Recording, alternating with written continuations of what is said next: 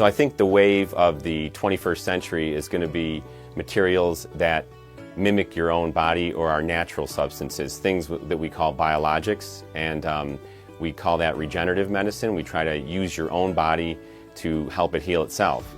An example of that would be something called PRP. PRP's been around for a number of years, so we have a lot more research on PRP, but what PRP stands for is platelet-rich plasma.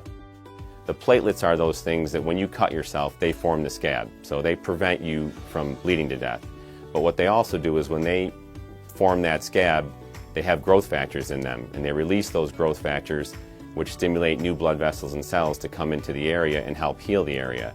So we know that these platelets have healing potential.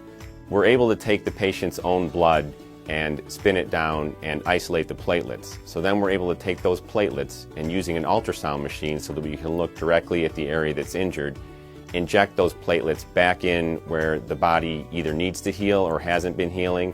Things like tennis elbow, golfer's elbow, tendonitis, muscle strains, all those things are candidates for PRP.